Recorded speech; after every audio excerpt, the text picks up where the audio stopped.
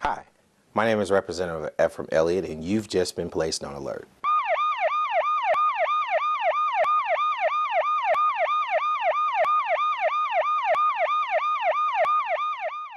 Welcome to the Elliott Alert. My guest today is Mr. Peter Daniels, who is a business owner here in Pine Bluff and who is running for mayor of Pine Bluff in this November election. Welcome, Mr. Daniels. How are you, sir? Thank you very much. I'm doing well. Thank you. Good. Mr. Daniels, can you tell us a little bit about yourself and why do you want to take on this major responsibility or headache as mayor of Pine Bluff? Okay. Well, let me say this, a little about history. I was a candidate in '08. Okay. There were 6 in the field vying for the spot. When the election was over in November, I did come out third. Okay.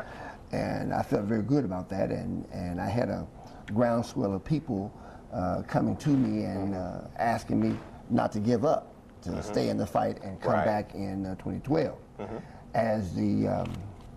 As the end of 2011 was coming, the people, the phone calls and the emails and the stop me on the street and asking if I was going to run began to increase. Right. And so I decided at that time, I talked to my wife about it, and one of the most important people in this campaign. Absolutely, absolutely. I talked to her about it, and she didn't give me an answer right away.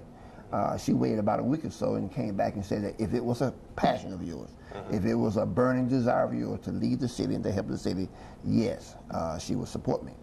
But I'm married. My wife's name is Irene. We've been married 42 years. Wow. I often tell people that just the fact that I've been married to the same woman for 42 years qualifies me to do any job.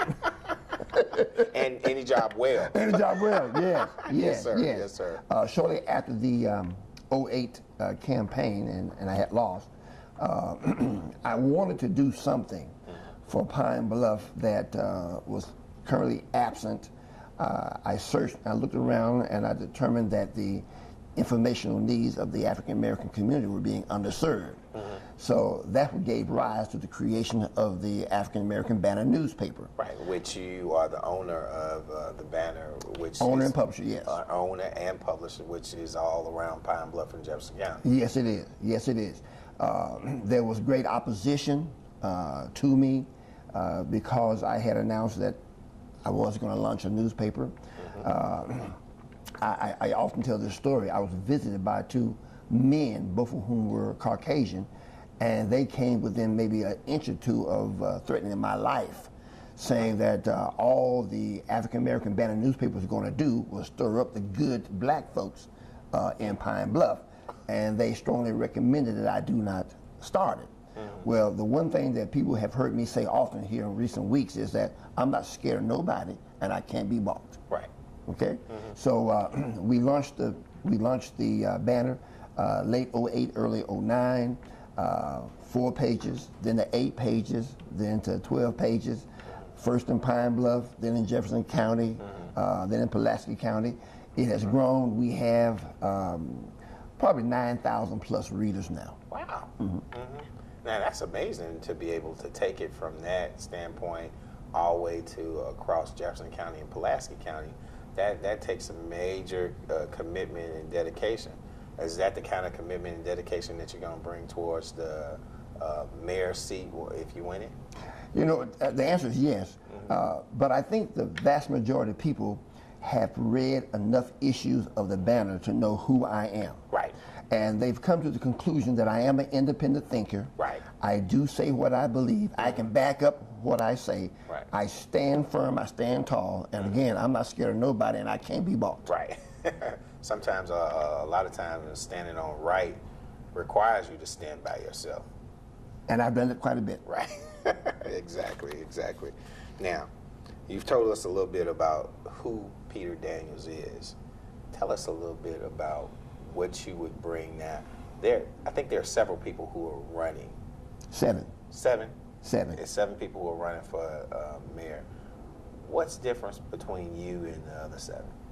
Well, I am a tried in the fire businessman. You say a tried in the fire? Yes. yes. That makes a difference. Yes, I have had every major institution in Pine Bluff to come against me, and I'm still standing. Okay, I realize this is a UAPB programming show here, but UAPB came against me, and I had to get a lawyer to get paid. CRC has refused to do business with me the 4 years I've been in existence.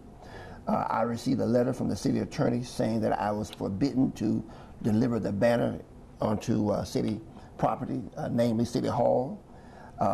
Black preachers, as I said earlier, every major institution has come against me personally and the banner, and I have withstood them all. So from that point of view, I know that as a businessman, I'm hard-nosed, I'm two-fisted, but people can get along with me. I can get along with people. I'm well-liked, but I'm probably more respected than I am well-liked, okay? People understand now that I am absolutely for the youth of the city. I am a businessman, so therefore job creation is something that I'm really strong on bringing to Pine Bluff. But the big issue is public safety. Okay. Now, I have plans that are designed to knock a serious hole in the head of crime. I tell people all the time that Pine Bluff has 8 exits. Before I become mayor, the criminal better find one of those 8 exits right. and get out of town, because I intend to bring the pain. Well, I'm glad you said that, because I think crime is one of the major issues that we have in Pine Bluff, and that each mayoral candidate has touched on. But we're going to touch on a little bit more, because we're going to go to break. And when we come back, I want you to talk about those 8 exits that they better exit. I'll be glad to do it. Okay. Thanks. You believe this guy? Are you trying to start a wildfire?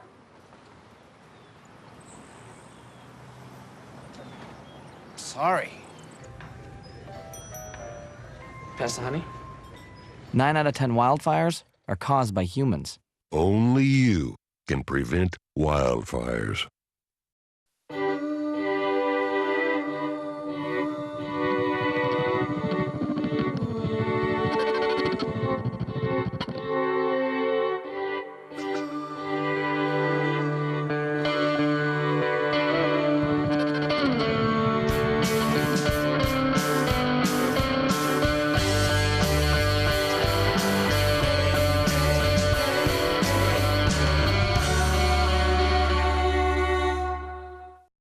Thank you for coming back to the Elliott Alert. This is, my name is Ephraim Elliott. I have today my guest, Mr. Peter Daniels, who is running for Pine Bluff Mayor in this November election. Thanks again for coming, Mr. Daniels. Thank you for inviting me. Now, our first segment, when we came back, I told you we were going to talk about some of the views that you were saying about our men and women in blue and some of the issues that we're having in reference to crime in Pine Bluff. Can you give me some of your views in reference to that, and how are you going to change it? Well, the first thing that any mayor has to do when attacking a major issue like crime is make sure that they and the city council are one. Okay. On the same page. Yes. I intend to make sure that the city council understand that I have full respect for the fact that they are elected officials from their respective wards. That's correct. I want to make sure that the council understand that I have a healthy regard for them. All right. Now, given that, I know that the mayor of a city, given our form of government, has to work with and work through the city council. That's correct. So it's going to be very important that a healthy relationship and a very positive relationship be established between myself and the council. Right. Now, at present, I'm friends with everyone on the council. Right. And I don't intend to spoil that. I don't intend to mess that up at all. Okay. So I want to go to the council with several major recommendations, suggestions that I believe that would substantially help the crime problem. Number one, I want Sam Taylor School that's down on 13th Street to become the police headquarters. Okay.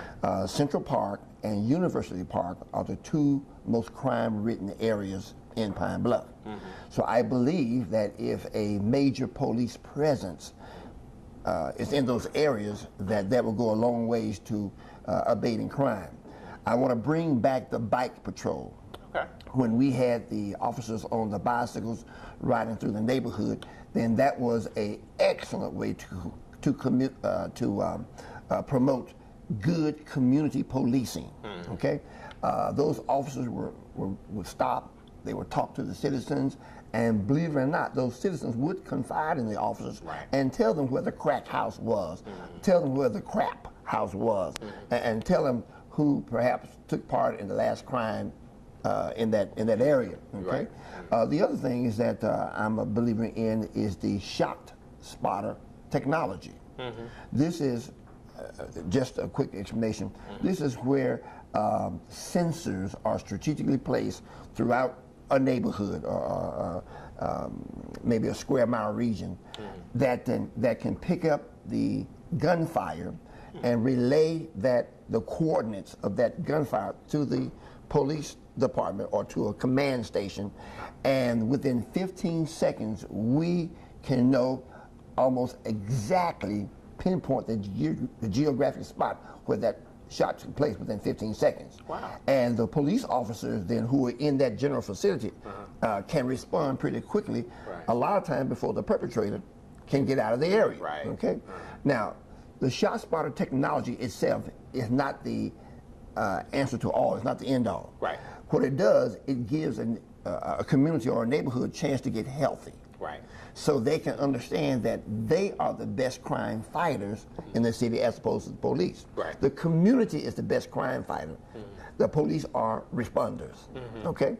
So giving shot spotter, giving the Sam Taylor School being made the police headquarters and the bike control, the next thing I want to do is make sure that our police are being paid commensurate with the best paid police in the state of Arkansas. We have the best trained police. If you are a police officer in Pine Bluff at any length of time, you get to see everything and you get to be involved in everything. So your training is probably the best because of your exposure. What we have as a problem in Pine Bluff is that our seasoned police officers are leaving us after 2, 3, 4, 5, 6 years and more, and going to areas where they can get paid better. I want to eliminate a police officer, male or female, black or white. I want to eliminate their leaving Pine Bluff to go work for another police department in the state of Arkansas for pay. They may leave for other reasons, but I don't want them to leave for pay. Okay. Next thing. I'm told by the police department that the crime demographics in Pine Bluff is ages 16 to 28. That over 80% of the crime in Pine Bluff is being committed by that age group. The question I have to ask is, if you go back 5 years when that 16-year-old was 11, what kind of investment was being made in the youth at that time? Or if you go back 10 years when that 28-year-old was 18, what kind of investment was made in that youth to give him or her an alternative choice as opposed to being mischievous or involve themselves in unproductive behavior? I submit that Pine Bluff has made literally no investment in our youth. When you talk to youth on the street, they'll tell you, ain't nothing to do. There's nothing to do. All right. Now, they may be talking entertainment. Okay, they may be talking entertainment. But the question I ask is, where are our computer labs? Where are our after-school preparatory programs or tutorial programs? Okay, where, in terms of entertainment, where can our children go and enjoy bumper cars or go-karts or laser tag or any of those kinds of things? The children are rebelling against us because we have not made the investment in them. Now, let's talk about this investment just a second. In Pine Bluff, you have a number of churches and individuals who preoccupy themselves almost full-time with the youth. You take Earl and Rose Vaughn Every year they do the Little Gentleman Esquire, where they take about 12 little boys and take them through a curriculum of self-development, life skill training, and character building. Yes, and over about a 3 or 4 month period of time, and then it's through. Well, I was talking to Rose and Earl the other day. I said, look, if you had some money, how could you expand it from 12 little boys to 25 or to 35? They said, Mr. Daniels, if we had the money, we would hire staff, we would bring professionals in, we would expand the curriculum, we would probably make it last a year as opposed to 3 or 4 months. Wow. Leandra Sanders, that does the Christian debutante cotillion every year, about 15, 18 girls. I visited with her the other day. I said, look, if you had more money, more access to greater resources, how many more girls could you serve? What kind of curriculum could you put in place? She said, oh, Mr. Daniels, we have been begging and seeking for more support and resources. We could do this thing for an extended period of time. We can keep track with the girls. We can make sure that we're monitoring their progress and just stay with them. So let alone talking about the Little League baseball teams and the football teams and the basketball team. Ephraim, we have not made the investment in our youth. That would do more to curb crime than anything else that you can think of, including job creation. Well, I'm glad you said that. We have to go on break, but when we come back, I want you to expound a little bit more about that. You've done a great job. Thank you. But I want you to hit on that a little bit more because what you're saying is very important. Thank you, sir. We'll be glad to.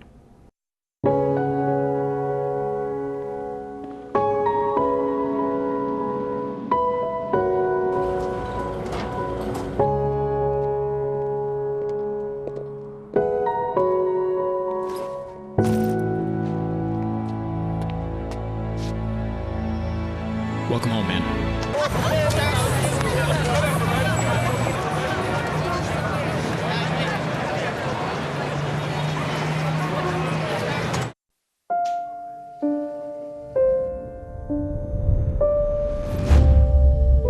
What if a disaster strikes without warning?